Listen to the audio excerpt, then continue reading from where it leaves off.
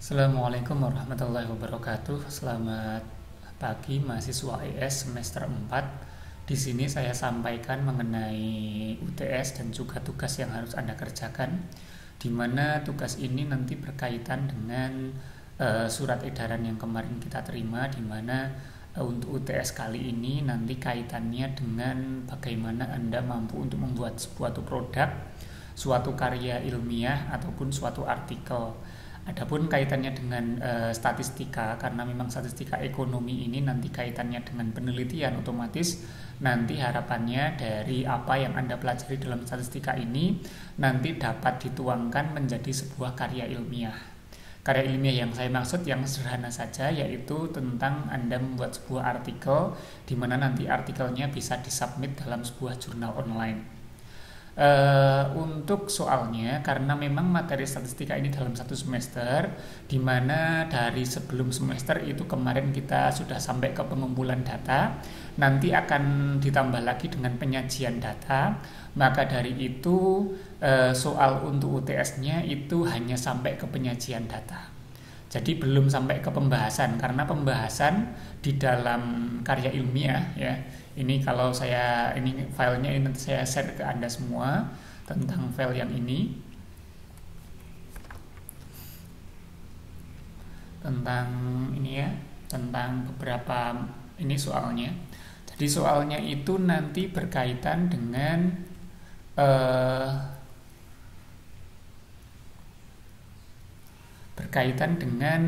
apa yang telah Anda kerjakan dulu. Jadi yang pertama kan dulu Anda pernah membuat rumusan masalah, di mana rumusan masalah atau pencarian masalah itu dapat dibuat atau dapat dimodifikasi menjadi sebuah penelitian.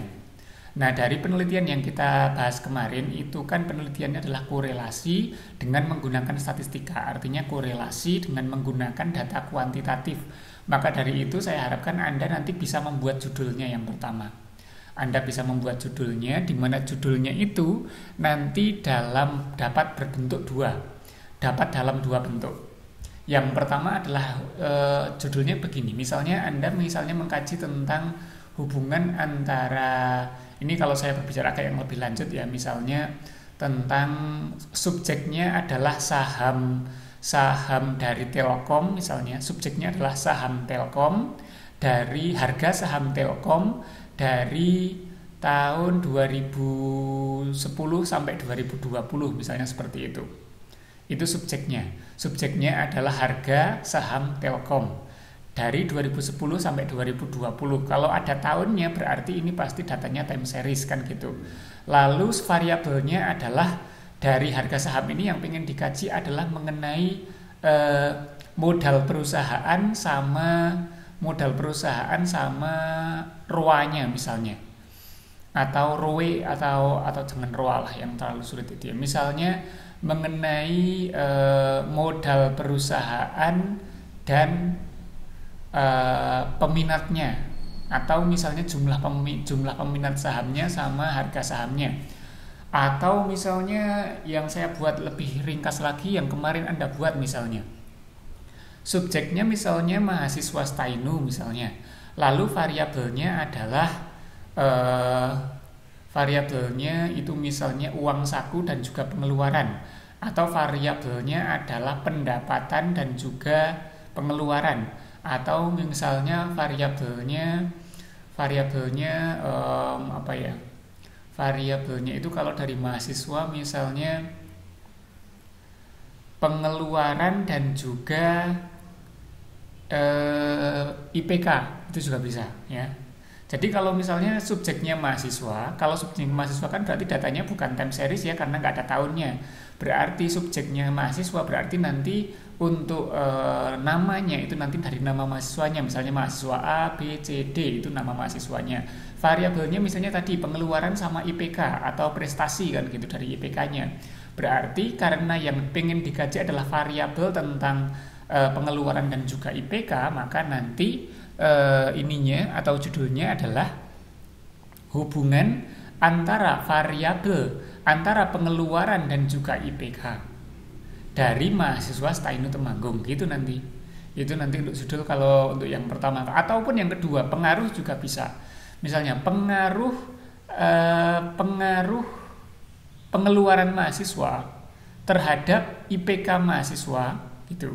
Terhadap IPK mahasiswa eh, untuk mahasiswa STAINU Temanggung itu juga bisa. Jadi untuk penelitian asosiatif atau korelasi nanti judulnya memang ada dua macam.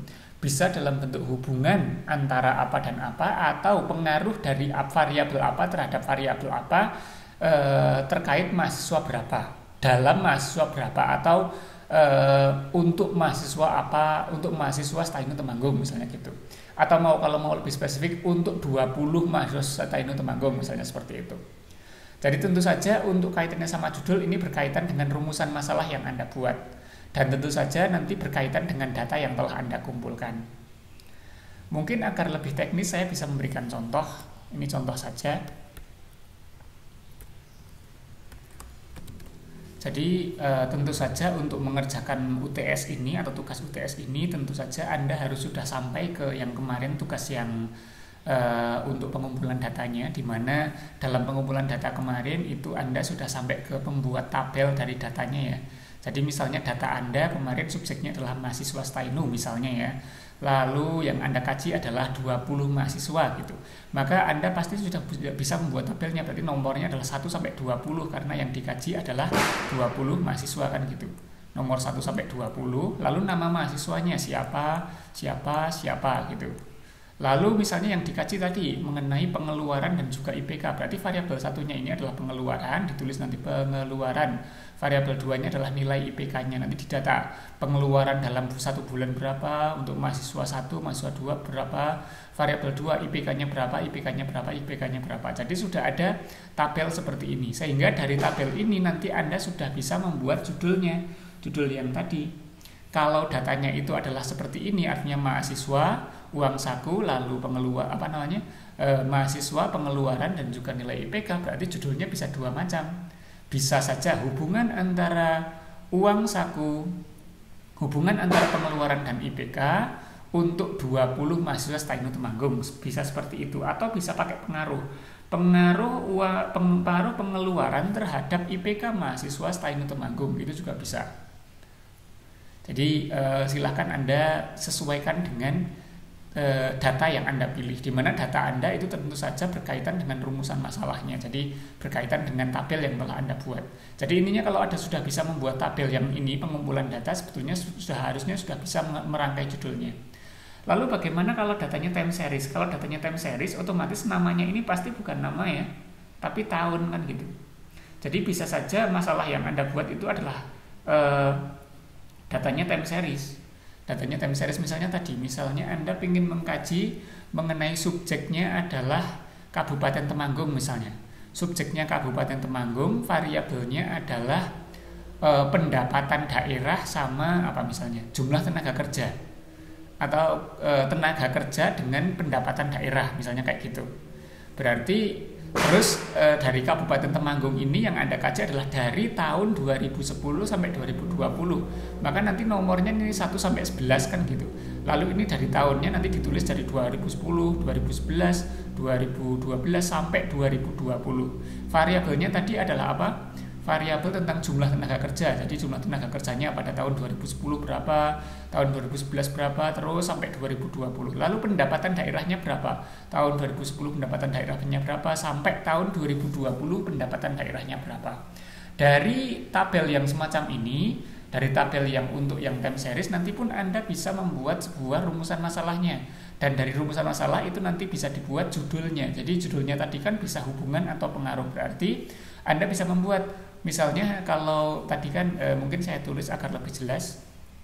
Variabel satunya misalnya tadi adalah jumlah tenaga kerja ya, tenaga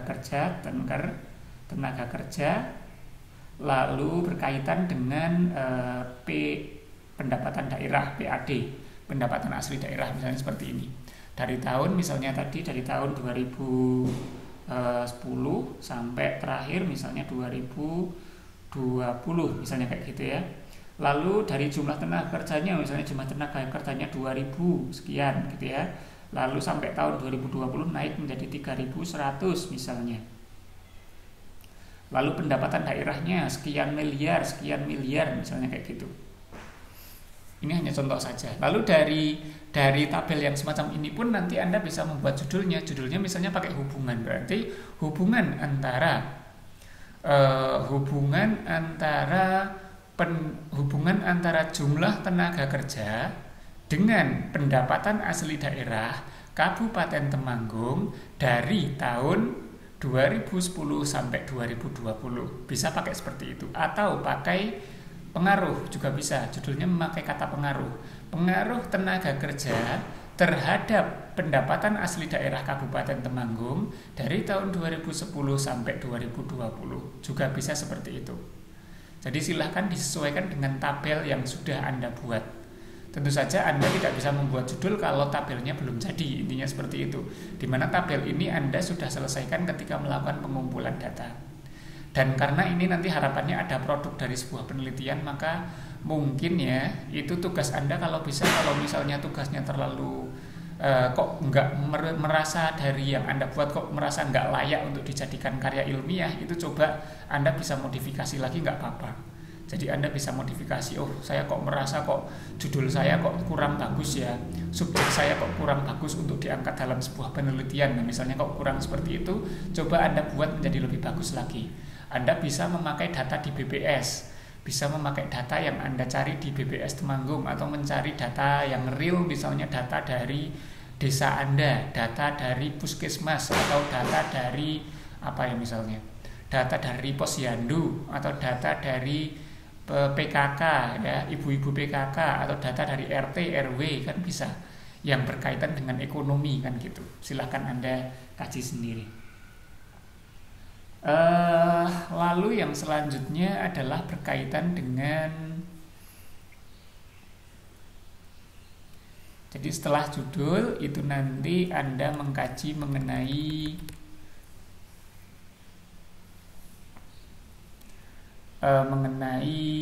yang kedua, yaitu abstraknya. Jadi dalam sebuah penelitian ilmiah, artikel yang ingin disubmit dalam sebuah jurnal ilmiah, itu Anda bisa yang kedua membuat abstrak.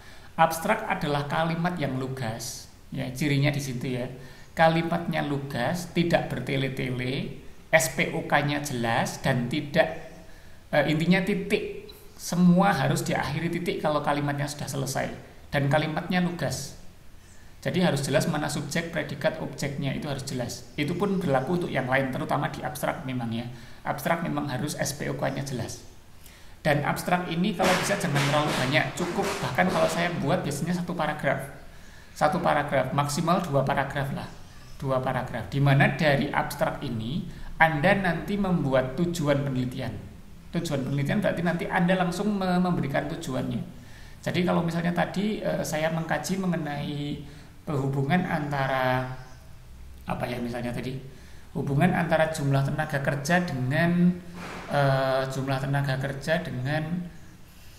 pendapatan daerah Temanggung misalnya gitu ya, maka tujuan penelitiannya langsung ditulis. Tujuan dari penelitian ini adalah untuk mengkaji hubungan antara jumlah tenaga kerja dan juga pendapatan asli daerah di Kabupaten Temanggung, titik. Nanti bisa ditambahi kalimat yang lain kalau ingin diperjelas. Misalnya penelitian ini penting karena tenaga kerja di daerah Temanggung mengalami apa, misalnya Anda bisa jelaskan lagi, bisa ditambahi anak kalimat yang lain. Lalu selanjutnya Anda menjelaskan mengenai metodenya. Metodenya jelas, karena metodenya di sini adalah asosiasi, maka Anda jelaskan itu. Metode yang digunakan adalah metode kan bisa, metode penelitian dulu pernah saya terangkan di awal, itu bisa dipandang dari banyak sisi. Nanti Anda bisa bilang seperti ini, ditinjau dari tingkat kedalamannya, maka metode penelitian yang kami pakai adalah metode korelasi, atau Anda bisa pakai asosiasi. Jadi asosiasi atau korelasi juga bisa.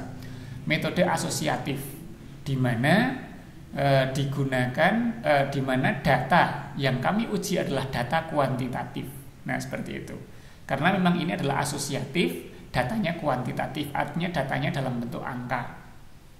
Lalu hasil dari pembahasan ini Anda bisa kosongi dulu, karena hasil dari pembahasan ini nanti dikerjakan setelah Anda hasil dari pembahasannya ini dikerjakan setelah UTS, nanti dilanjutkan setelah UTS, jadi bisa dikosongi dulu. Jadi Kalau untuk membuat paragraf A dan B, ini saya kira untuk membuat tujuan penelitian dan metode penelitian, ini sangat cukup kalau Anda membuat saja ininya ya, untuk membuat poin A dan B, untuk membuat tujuan penelitian dan juga metode penelitian, ini satu paragraf saya kira cukup. Ini dikosongi dulu, nggak perlu dilanjutkan untuk hasil pembahasan. Cukup hasil pembahasan dari penelitian ini adalah titik-titik gitu, nggak apa-apa. Karena memang ini belum Anda kerjakan. Lanjut ke pendahuluan. Pendahuluan itu seperti Anda halnya membuat makalah ya. Jadi Anda membuat makalah yang isinya di situ adalah tentang pertama pengantar dan juga latar belakang. Anda lebih paham untuk membuat ini. Lalu coba Anda buat teorinya. Misalnya tadi saya membahas mengenai hubungan antara tenaga kerja dan juga pendapatan asli daerah. Maka saya mencari teori-teori yang ada kaitannya tentang tenaga kerja dan teori yang ada kaitannya dengan pendapatan daerah. Pendapatan itu apa? Lalu kenapa kok ini penting untuk dikaji? Lalu dan lain sebagainya. Teori dari sebuah buku, teori dari internet, teori dari media massa, dari apapun itu yang bisa dijadikan landasan dalam penelitian Anda. Lalu yang selanjutnya adalah tentang tujuan penelitiannya. Tujuan penelitian. Oh iya, jadi dalam latar belakang, dalam poin yang ini, dalam poin C ini pendahuluannya, di pendahuluan ini, poin C itu Anda mencantumkan tujuan penelitian ya, di bagian akhir bisa hanya dalam satu kalimat. Jadi ini semacam kayak mengulangi abstrak yang tadi. Jadi ini kalau di makalah seperti halnya rumusan masalah, tapi tidak dibuat poin-poin, ini dibuat cukup dalam kalimat saja. Jadi misalnya Anda sudah menjelaskan teorinya, selesai titik teorinya, lalu Anda buat paragraf baru. Tujuan dari penelitian ini adalah untuk mengkaji hubungan antara pendapatan jumlah tenaga kerja dan juga pendapatan asli daerah di Kabupaten Temanggung dari tahun 2010 sampai 2020. Titik. Itu tujuan penelitian juga disampaikan di pendahuluan. Baru setelah itu Anda mengkaji mengenai metode penelitian di poin yang D. Metode penelitian Anda menjelaskan apa itu penelitian asosiatif, lalu apa itu penelitian kuantitatif. Dulu pernah saya sampaikan di perkuliahan yang paling awal. Anda bisa juga mencari referensi di buku yang lain. Ya, yang jelas Anda menjelaskan apa itu metode penelitian asosiatif, lalu apa itu data kuantitatif. Cukup jelaskan itu dulu ya untuk poin D-nya. Lalu poin E adalah hasil dan juga pembahasan. Dalam hasil dan pembahasan itu Anda cukup mengisi dua hal, yaitu data yang berhasil dikumpulkan, poin A. Poin B-nya adalah penyajian datanya dalam bentuk histogram. Kemarin tentu Anda sudah membuat tabel ini ya, tabel ininya. Jadi yang saya maksud dengan poin A-nya itu ini, tabel ininya. Ini adalah hasil dari datanya. Ini nanti dicantumkan dalam makalah atau artikel Anda. Jadi nomornya, namanya, tahunnya, variabel pertamanya apa, variabel keduanya apa, datanya bagaimana. Ini tabel ini dicantumkan dalam makalah Anda, atau bukan makalah sih, dicantumkan dalam artikel yang Anda buat. Jadi ini poin A ya. Poin A ini berisi tabelnya tadi ya. Berisi data yang berhasil dikumpulkan berarti dalam bentuk tabel. Lalu poin B-nya berisi penyajian data. Nah, untuk penyajian data ini kan memang materinya belum saya sampaikan. Maka dari itu silahkan cek link deskripsi. Di situ ada cara bagaimana menyajikan data. Di dalam link deskripsi ada dua buah link. Link yang pertama adalah bagaimana Anda menginstal, dan yang kedua adalah bagaimana cara Anda untuk menyajikan data atau penyajian data. Jadi silahkan juga dipelajari di dua link tersebut. Artinya sebelum Anda membuat tugas UTS ini, pertama-tama Anda pelajari dulu video yang berisi tutorial tentang bagaimana untuk menginstal SPSS, itu yang pertama. Yang kedua, bagaimana cara untuk melakukan penyajian data. Jadi kalau disimpulkan dari semuanya, untuk UTS-nya ini, tugas UTS-nya itu adalah yang pertama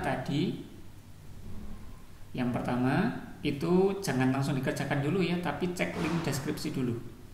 Cek di link deskripsi video ini, link deskripsi yang berisi 2 buah link ya. Ada 2 buah link di sana. Yang pertama adalah link tentang instalasi SPSS, install SPSS. Lalu yang kedua adalah link tentang penyajian data dengan penyajian datanya. Ini cara untuk menyajikan data dalam bentuk histogram. Tahu ya histogram? Dimana nanti histogram ini silahkan Anda cantumkan dalam artikel yang Anda buat di artikel yang telah Anda buat nanti. Dan ini kan belum dipelajari, maka dari itu silahkan ini dulu yang Anda pelajari. Nomor 1 ini, Anda cek dulu link deskripsi, lalu Anda install SPSS, lalu Anda lakukan penyajian histogramnya. Lalu yang kedua, baru setelah Anda tahu bagaimana cara menyajikan data, yang kedua, Anda baru buat artikelnya. Dari yang tadi yang saya jelaskan, mulai dari membuat judul, ya, membuat judul, lalu pendahuluan ya, abstrak dulu maaf, abstrak, pendahuluan, judul, abstrak, lalu pendahuluan, lalu hasilnya. Dimana di dalam hasil dan pembahasan itu nanti berisi tabelnya, tabel dari penelitian yang Anda buat, lalu berisi juga tentang histogram atau penyajian datanya. Jadi itu urutannya. Oke, silahkan cek link deskripsi, lalu Anda pelajari instalasi dan juga penyajian histogram. Untuk master SPSS-nya, ya, untuk master SPSS-nya jangan ikuti yang ada di deskripsi ya, karena itu untuk mahasiswa tarbiyah. Jadi untuk masternya Anda silahkan cek Dropbox Anda. Ini saya contohkan di sini. Jadi silahkan Anda cek Dropbox masing-masing. Yang dulu ya, yang pernah kita bahas dulu di Dropbox ya. Jadi di Dropbox-nya silahkan pada Dropbox Prodi ES angkatan 2019 itu ada folder statistika. Di dalam folder statistika silahkan Anda buka. Ya, ini kalau Anda buka HP seperti ini ya. Nah, biar mirip dengan HP Anda. Nah, jadi dari seperti ini, dari folder Prodi ES angkatan 2019 itu ada folder statistika. Folder statistikanya ini silahkan Anda klik. Lalu dalam folder statistika ini ada full spss.zip ya. Ini silahkan Anda download. Cara downloadnya berarti Anda pindah dulu file ini di HP, lalu dari HP Anda transfer ke laptop, baru nanti diinstal. Cara download ke HP-nya begini, ditekan lama dengan jari, tekan lama. Nah, setelah ada centangnya seperti ini, di titik 3-nya ini diklik, lalu yang atas ini ya, simpan di perangkat. Jangan yang pakai yang pindahkan, jangan pindahkan, tapi yang atas ini. Karena kalau dipindahkan nanti filenya hilang. Jadi pakai yang simpan di perangkat ini diklik. Nanti otomatis filenya akan di-download. Kita coba ya, kita klik simpan di perangkat. Lalu silakan cari mau disimpan di mana. Misalnya saya simpan di misalnya saya simpan di Canva, misalnya saya simpan di folder ini ya. Saya klik, lalu saya pilih ekspor. Saya klik ekspor. Ekspor, ini ketika diklik maka langsung akan mendownload. Ya, saya nggak perlu klik karena saya nggak perlu mendownload. Silahkan nanti klik ekspor. Setelah masternya berhasil di-download, filenya sekitar 180 MB, di-download di HP, lalu silahkan Anda install di laptop Anda.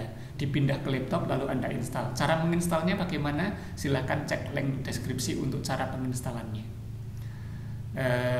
Saya kira cukup. Nanti setelah Anda menginstalasi, nanti silahkan dilanjutkan langkah berikutnya, yaitu pelajari bagaimana cara penyajian datanya. Setelah Anda tahu bagaimana cara penyajian datanya, lalu Anda silahkan buat artikelnya untuk tugas UTS-nya. Kurang lebihnya mohon maaf, mungkin saya juga mohon maaf karena mungkin tugasnya ya agak ribet ya, tapi saya juga hanya mengikuti dari perintah dari dari surat edaran yang diterbitkan oleh bidang akademik dan juga bidang kurikulum. Maka dari itu saya mohon maaf, mungkin saya juga belum bisa hadir untuk bisa memberikan bimbingan secara langsung kepada Anda. Nanti kalau ada pertanyaan bisa ditanyakan via WA. Kurang lebihnya mohon maaf. Assalamualaikum warahmatullahi wabarakatuh.